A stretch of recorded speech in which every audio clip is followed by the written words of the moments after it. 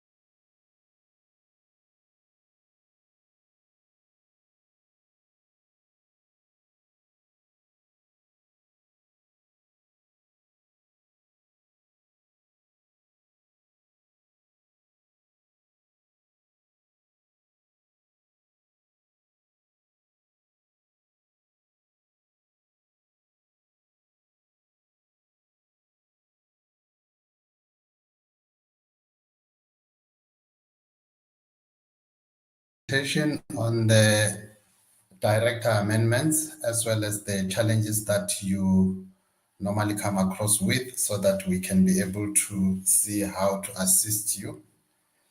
So without wasting much of the time, let me just start with my presentation to you.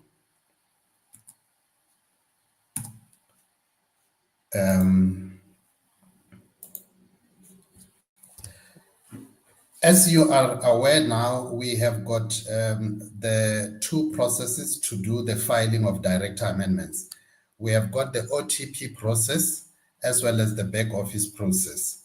So the OTP process only caters for the resignation appointment of a new director, which means that all the affected directors, including the filer, will receive the OTP to confirm the change that is about to take place.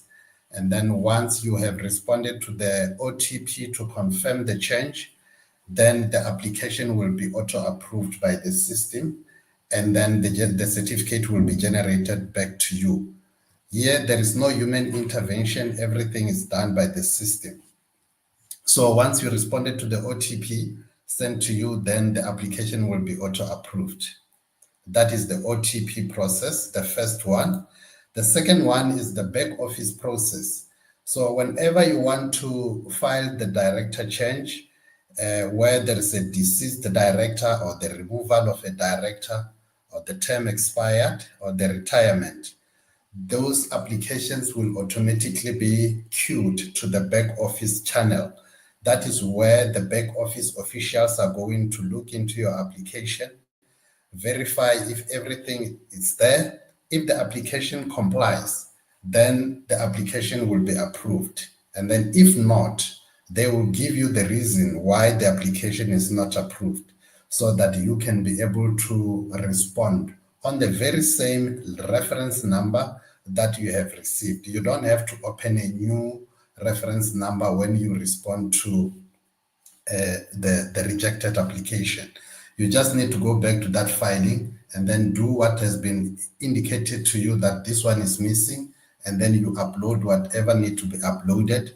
And then once you have responded to that query, the application will go back to CIPC queue so that it can be processed. That is the back office function. So application will be processed here or rejected here by officials at the back office. Then we also have the verification process. So each and every person will have to be verified before you can do any transaction with CIPC. So you'll be verified against the Home Affairs if you are a South African citizen.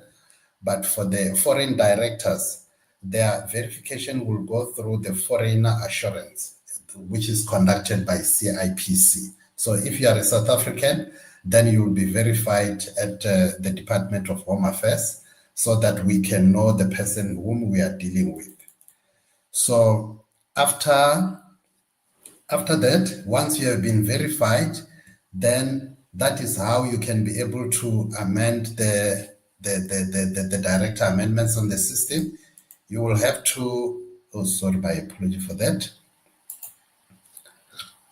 So if now you want to obtain the amended CR39 certificate, then you need to access the reference number that you want to generate the certificate from.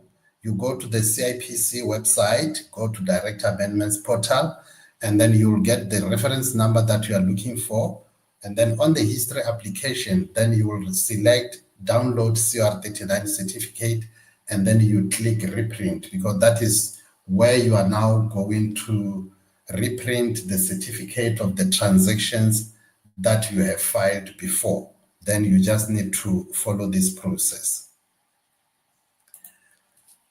Then we also have the problem with the issue date of ID. I think that is where currently we have got a challenge, because in the past we used to assist customers with the issue dates that are not the same as the one that is on the ID book or the smart card. So you normally gave us the ID and then ID copy, and then we check the issue date, and then we take it up with the IT people so that they can check and give you the correct issue date that you can use to do the transaction. But currently, we have the challenge whereby the legal department decided that it's better not to give people the issue dates from the system, because the system that we use is the system of Home Affairs. So if there is a problem with the issue date, we refer people to contact the DHA to verify what is the problem with the issue date. But currently, we have we are doing an investigation with the DHA, whereby they are we are waiting for them to give us the clarity on the discrepancies that we have. Why the smart card or the ID book has got the issue date, but when the customer put it on the system at CIPC, the system doesn't take it, whereas that information comes from them. So the investigation is being done by them. We are waiting for them to give us the feedback so that we can be able to know why there is this discrepancy. But as at now, the people who encounter the challenge of the issue date will have to contact the DHA for assistance up until we will get the go-ahead as to why maybe there's this kind of a challenge. So how to appoint and resign a director. Here, we need to have a filer who is doing the transaction. He's the one who started the transaction. And then that filer must have the customer code and the password in order to file direct amendments. And then once that person is on the website, he or she must select the transact and then go to more services button. I hope you are familiar with this screen already, as you are doing the filing almost on a daily basis. And then after that, you will need to follow the steps as requested up until the end of the process.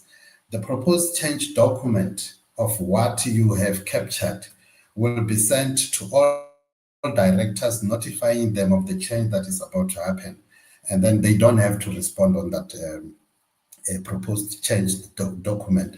And the OTP will also be sent to the new or resigning director. And then once this is responded to, the application will be auto-approved and the certificate will be generated to all directors, including the filer, as I've already indicated in the previous slide. So the certificate will be generated after you have responded to the OTP. If you don't respond to the OTP, then the application will just remain on the system without being approved. So you need to respond to the OTP in order to push the application forward for the approval, because there will be no approval without the OTP. So in some cases, you find that the OTP gets expired after 96 hours if you don't respond. And then if it gets expired, then it means that you will have to do the new filing in order to get the new OTP. So there are some instances where customers complain that I have filed my application and then the OTP expired immediately within 96 hours or before the expiry of 96 hours. If you happen to come across that situation, then you are welcome to email to this email address, that is my email address. Then you send it to me so that I can check and see precisely what happened, and then we will escalate this to IT so that they can see exactly what happened, and then from there they will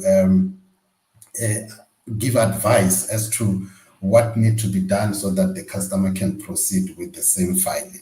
So once the OTP gets expired within 96 hours, please feel free to send the email to me so that I can escalate it with the IT to sort it out for you.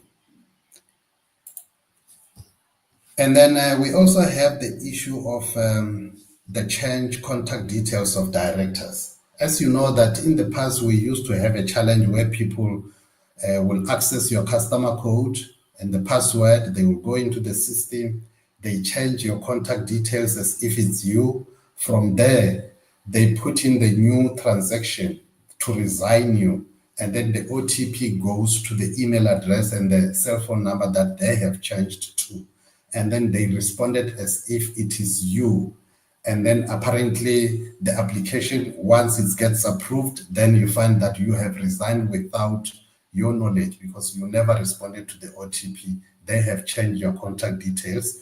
And then from there, they do the filing to resign you as a director and responded to the OTP. So what we have done now, there is a notice number 5 of 2025 that deals with the process of responding to change of contact details. So currently what's happened is that once you log in to change the contact details, the response will be sent to the old contact details as well as the new contact details, whereby there will be a link whereby you will have to select whether to approve or to object the application of change of contact details, which means that if you have made the change, then you will get the link on the new number, and then the other link will go to the old number.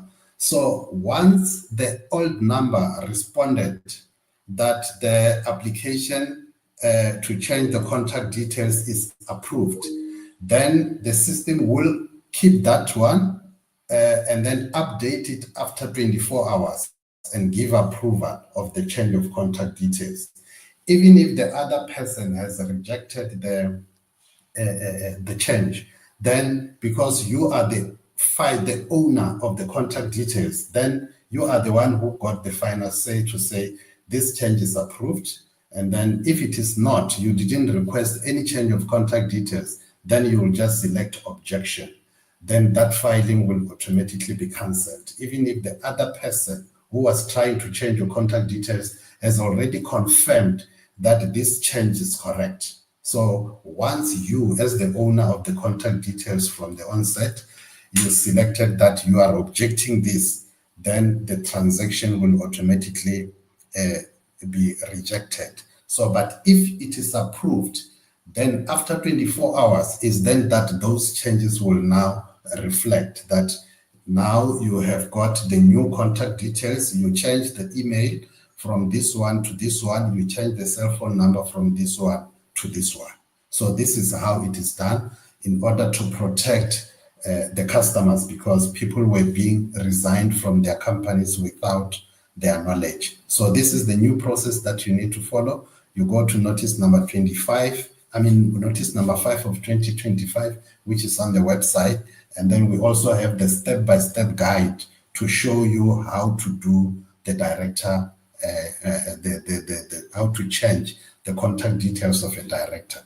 Then once you are done with that, then the changes will be effected. So we also have the filer not able to update contact details of directors. Remember here, the affected director is the one who must change his or her contact details, which means that you cannot log in using your login details to change my contact details. In order to change my contact details, you need to log in using my customer code and the password so that you can be able to change my contact details. But if you do log in using your own login details, then you cannot be able to change my contact details. So in simple terms, that the affected director is the one who must log in with his customer code, and then the system will allow that person to only update his contact details, not to the other person, only his customer code. So unless if the filer has been given the information to do that on behalf of the customer, then that transaction can be done like that.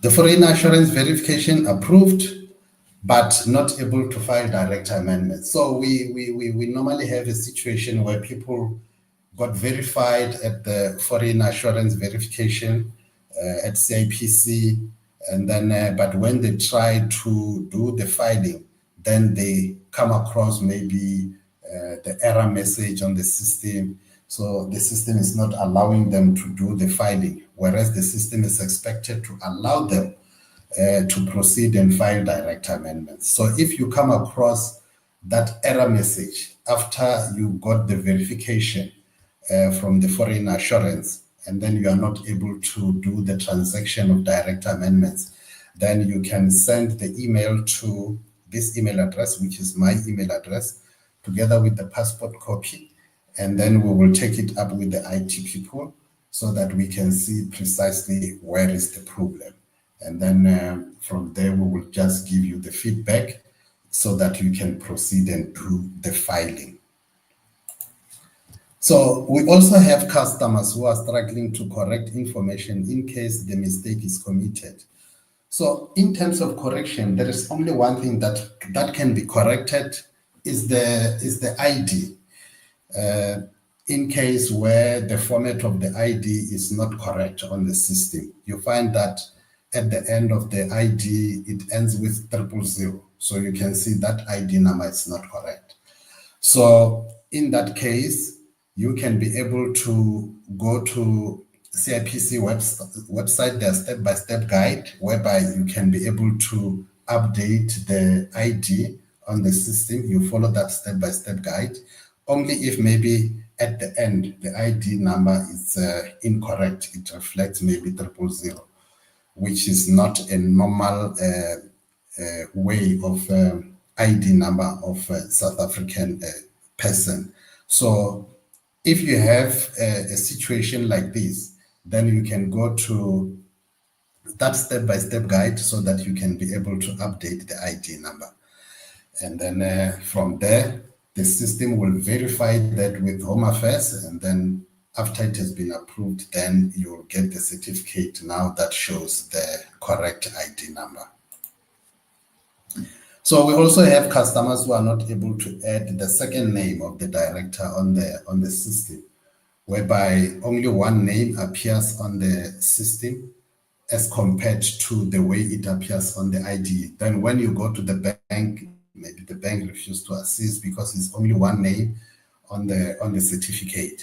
So we also have the step-by-step guide that you can follow on the system, whereby you will have to, when you get to step number 11, under this step-by-step guide that says update name or surname of South African holder, ID holder, then when you get to step number 11, you need to select the DHA full name update.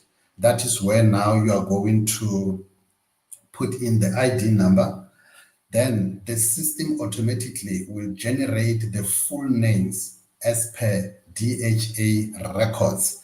And then you will continue with the filing don't expect to see the changes immediately after you put in the ID number. The old information will still reflect on the screen, but you need to proceed with the filing up until the end, and then you will get the OTP to confirm the change that you made.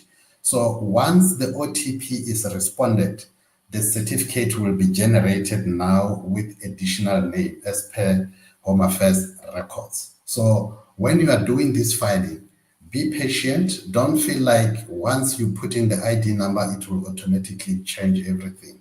You need to proceed with the filing, because that is the filing that you're doing. You proceed with the filing up until you come to a stage where you have to respond to the OTP. Once you have responded to the OTP, then the certificate will be generated, and then it will come out now with the correct names as they appear on the ID book. So we also have the resigned directors that are not responding to the OTP. The director has resigned, but the problem, there is no OTP that has been submitted to CIPC to effect the change, which means that no change will take place if the OTP is not responded. But in a situation like this, the company has got all the powers now to remove that director, because the person is not responding to the OTP. He's now trying to hold the company to a ransom. So the company has got all the powers to remove that person as a director. But the normal process of removal should be followed, whereby you will have to show that you have sent the notice of the meeting to the affected director with the reasons why you are removing that person. And then you also have the resolution that has been taken in the meeting by the board of directors, or maybe it was taken by the shareholders, to show that there is a resolution that was taken to remove this director. So remember, there is no resignation that will take place at the back office. That is why if the OTP is not responded, then the company have got all the powers to remove the director. And then once you remove the director, no OTP is going to be issued. The application will go to the back office. That is where it is going to be processed by the back office officials, and then they will approve the application that side. So in a situation whereby the OTP is not responded, this is the process that you need to follow. You have, the company has got all the powers to remove that director, not to resign, but to remove, because removal and resignation is not the same thing. So how to cancel the transaction that is in process due to error made? So sometimes you find people, when they do the filing, they will commit mistakes, and then now they find that now they have to cancel that transaction. So in this case, remember, when the application is filed, it is filed after the board or the shareholders have passed the resolution for that change. So if it happens that now the incorrect information has been filed by the filer cannot tell CIPC to cancel the transaction. The board or the shareholders, because they are the ones who passed that resolution, they are the ones who need to inform CIPC to cancel the transaction so that they can file the new application. And they also need to provide the reasons why they are canceling the transaction. So it must not be the filer who requests for the cancellation. It must be the board or the shareholders to request for the cancellation of the existing filing, but they need to provide the reasons why do they want to cancel that transaction. So once received, then the application will be terminated to enable the company to file the new transaction. So the board of directors or the shareholders will be aware of this transaction after it has been, the previous one has been cancelled. Then they are the ones who need to give a say to say, cancel this transaction because of 1, 2, 3. So there is a situation where a person has got the passport, he registered the company using the passport, and then now he got the South African ID number, and then now he wants to change from passport to SAID. So we also have the step-by-step guide for this process, update passport on the website. And then if you indicate that you are using the South African ID, then you can change to passport, which means that it can be from South African ID to passport, or from passport to South African ID. Then you can follow the steps there on the website, so that you can be able to change the passport to South African ID. If initially when you registered a company, you were using the passport, and then now you have acquired the South African ID.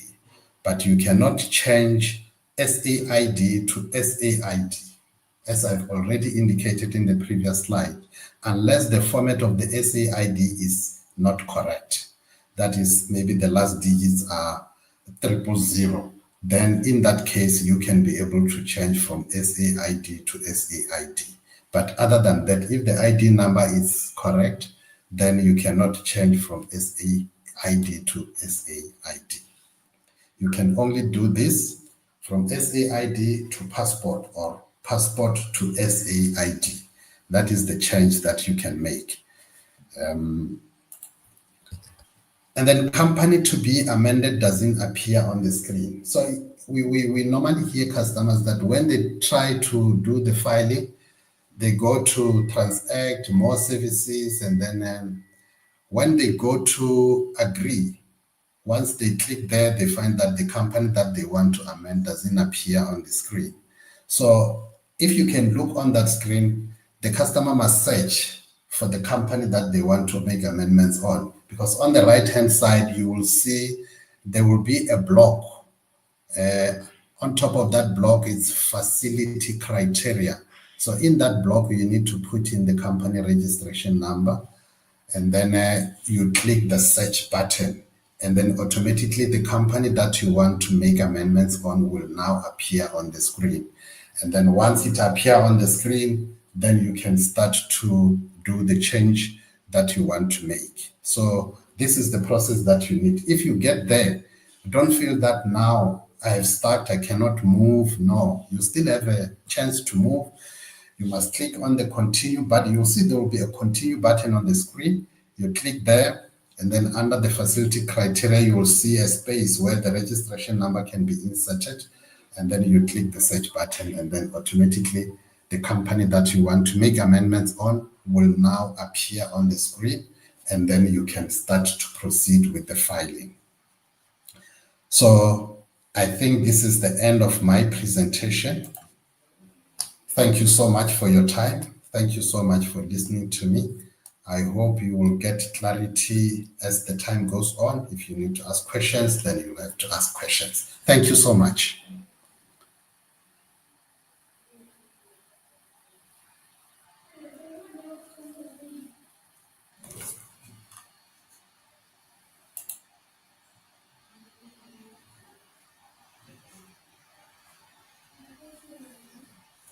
Thomas, I see there are just few questions on the chat box. I don't know if you can access and then just go through. I cannot see one or two. I cannot Okay. see the chat box. Okay, let me just quickly read this one for you. It's from Maria Finance, and then it says that, hi, what about when a foreign assurance is approved, but there is an error on the passport holder's name? For an example, full name and surname swapped. How can we change it? Yeah, where there is a swapping of the names, then we normally refer this to IT so that they can sort it out for the customer. So if they happen to come across that situation, they can send me the email, and then I will take it up with the IT people so that they can assist with that error. Okay, thank you very much. But I see some of the questions. There's one, and then it's been answered. And then, let me just, I think we'll pause here, Thomas, and then I'll hand it over to you again. Thank you.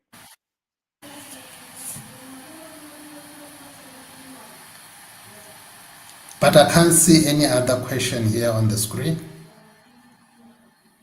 Okay, the other question is, I think it's just a follow-up from the one that you responded to. It says that how do we conduct IT, or how do we get hold of you? They can send to my email address. Yeah, I don't know think if I've now shared, I think you'll I've be. shared my email address on the previous slides. They can send the email to me. It's tlibete@cipc.co.za. It's tlibete, LEBETE, @cipc.co.za. Okay. Yeah, thank you very much. And then I think we've covered all the questions, and then some of the questions that will come later, and then our colleagues will respond to them. And then, so this brings us to the end of this webinar. And then I just want to take this opportunity to thank all our customers, and then and also the CIPC team for such a presentation they've shared today.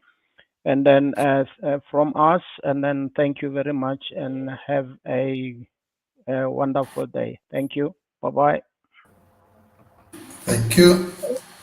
Brasai, I Prasai? think you've ended the webinar quickly. Petro must still do the presentation.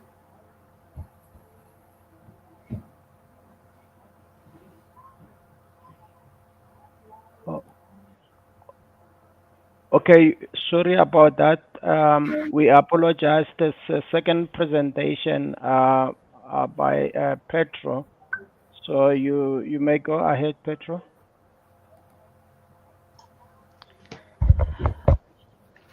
Good morning, everyone. This is Pietro Engelbrecht. I'll be presenting about the change in membership, and I would try to provide clarity on the proof of transfer of members' interest required. Rutani, may I ask that you please display the slides, because I'm having difficulty from my side.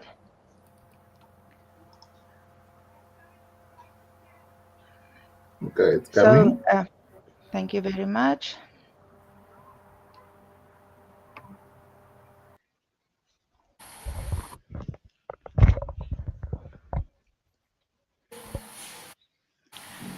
Okay, you can go to the next slide, please. So the CC membership changes are done in terms of the Closed Corporations Act. Section 34 deals with the disposal of interest of insolvent member and detachment and sale and execution of members' interest. Section 35 disposal of interest of deceased member. Section 36 the cessation of membership by a court order of court. Section 37 other disposition of members' interests. Can you go to the next slide, please?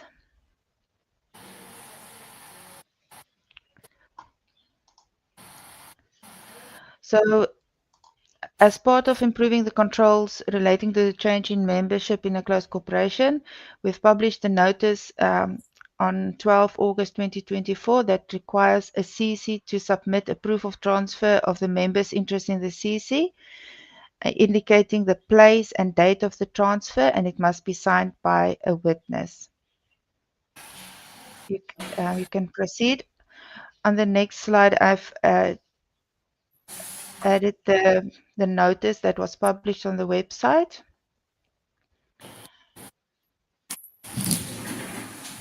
Rutani, can you proceed to the next slide, please?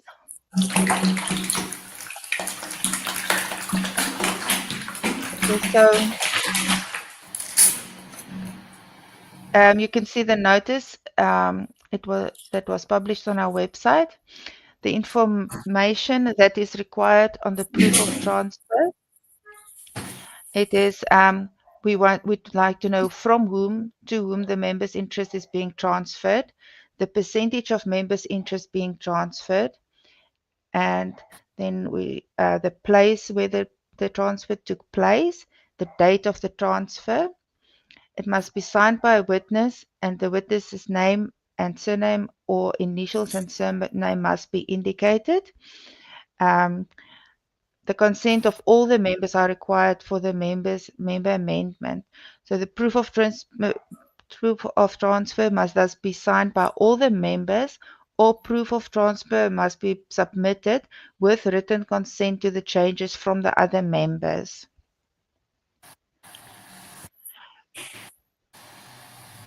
You can proceed, Rutani. So there's no template for the transfer of members' interest. I often receive emails where asking for a template, but we do not provide a template for the members' interest. The CC, CCs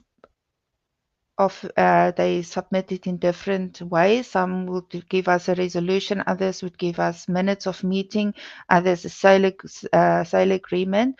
So we do not prescribe in which manner it is provided, but we require proof of transfer in the way that the CC prefers. So the proof of transfer should not refer to directors, shares, or shareholders, because in a CC there's members, and the members have hold members' interest. In a CC, a person becomes a member by acquiring members' interest, or ceases to be a member when all his members' interest is transferred to someone else. A member is not appointed and does not resign, as in the case of the directors of a company. So if we look at the proof of transfer, your document will be queried to ask for it to be corrected, because if it perhaps refers to the shareholders or that's appointing the directors, because that is not how it works in a CC. Thank you. That is all that I have to share. I'm not sure if there's any questions in the chat.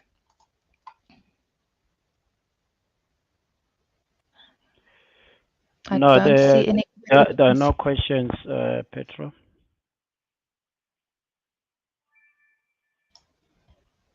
Okay, so that is all from my side.